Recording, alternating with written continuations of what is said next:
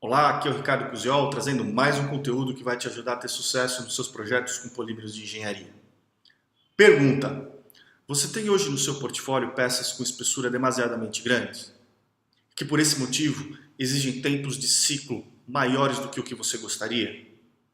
Que consomem mais material do que pareceria razoável para essa aplicação? E que talvez não tenham todas as propriedades mecânicas que você imaginou quando projetou essa peça? Você gostaria de ter na sua fábrica, no seu portfólio, peças com espessuras menores, que exigem tempos de ciclo mais rápidos, consomem material mais racionalmente, entregam a alta performance mecânica que você esperou e tudo isso com um custo menor? É exatamente sobre isso que eu vou conversar com você hoje. Vamos lá? Primeiro de tudo, é importante você entender que materiais plásticos não são metais, eles têm comportamentos diferentes.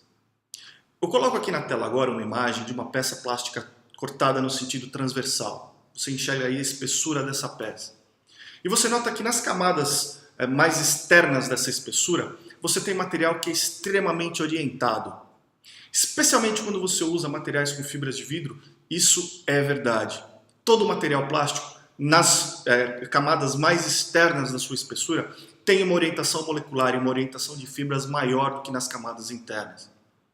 Essas camadas altamente orientadas têm rigidez mais alta do que as camadas menos orientadas. E você percebe que à medida que você muda a espessura dessa peça, a proporção entre as camadas altamente orientadas e as camadas menos orientadas diminui. Ou seja, conforme você aumenta a espessura de uma peça plástica, o módulo de rigidez diminui. Eu mostro o gráfico para você agora. Isso mostra que aumentar a espessura de uma peça plástica para ter mais rigidez, para ter mais resistência mecânica, é um método ineficiente de conseguir melhores propriedades.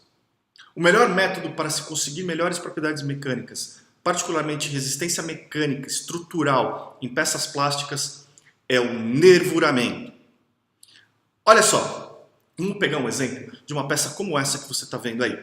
É uma peça como uma placa, uma prancha de material plástico. Ela tem uma espessura, enfim, de 6 milímetros, por exemplo. Isso confere a essa peça um momento de inércia que você está vendo aí na tela, né? Uma forma de você medir indiretamente a rigidez desse material, desse componente, independente do material que você está usando. E mais, você, dependendo do material que você vai escolher, você tem um tempo de ciclo específico para essa espessura que você está usando. Pois bem, vamos pegar um exemplo partindo desse primeiro design. Olha o que acontece se eu diminuo um pouco a espessura e adiciono algumas nervuras nessa placa. Eu tenho basicamente a mesma rigidez, consumindo 23% a menos de material. A espessura menor me garante também que eu vou precisar de tempos de ciclo menores, porque eu tenho menos material para resfriar no molde. Agora, eu posso ir além. Eu posso fazer uma diminuição ainda maior na espessura e uma pequena modificação nas nervuras e eu vou ter uma economia de material de 57%. Sem contar a economia de ciclo que eu vou ter. Eu consigo praticamente 1/3 do ciclo com essa espessura, entregando a mesma propriedade mecânica. Nos materiais plásticos, outra coisa que é muito interessante é a facilidade de moldagem. Esse tipo de construção, se a gente estivesse trabalhando com metais, por exemplo, ele exigiria, provavelmente, operações secundárias, operações adicionais de construção, como solda, como tratamento térmico, como, enfim, usinagem, para que você tivesse essa peça acabada do mesmo jeito. Nos materiais plásticos você consegue fazer essas geometrias em um passo apenas. Então isso é muito favorável para que você possa conseguir todos os benefícios de economia de material e performance mecânica com essa geometria. Agora, são necessários alguns cuidados para que você possa fazer um nervuramento eficiente. Para você poder obter todos os benefícios do nervuramento e evitar alguns problemas de processo e de performance mecânica que podem acontecer. O primeiro deles eu mostro aqui na tela agora para vocês. Dando um zoom na base da nervura, eu mostro para você aqui uma proporção entre a espessura da peça e as dimensões da nervura, para que você evite um acúmulo de massa na base da nervura. Esse acúmulo de massa poderia trazer problemas como ainda uma exigência de ciclo mais alto e problemas de rechupe, vazios internos, com a consequente perda da propriedade mecânica e também um comprometimento das características estéticas da sua peça. O mesmo vale para a junção das nervuras com as paredes da sua peça. Aqui eu trago outro exemplo de como você pode ter problema e quais são as soluções que você pode utilizar para corrigir e para evitar que você tenha dificuldades e acúmulo de massa na junção das nervuras com as paredes das peças. Ainda, você tem que ter cuidado na junção dessas nervuras umas com as outras.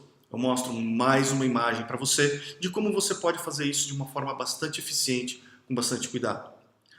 Todas essas informações você pode baixar diretamente e guardar aí no seu computador, clicando no botão que está junto na descrição desse vídeo e se cadastrando na minha lista VIP. Fazendo isso, você vai ter acesso ao PDF dessa apresentação com todas essas informações diretamente no seu e-mail. Outro cuidado muito importante que você tem que ter é com relação aos cantos vivos.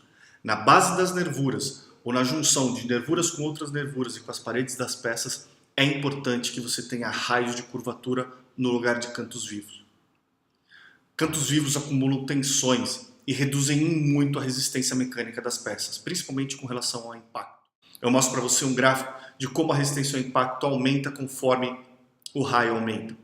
Você não precisa nem ter um raio muito grande.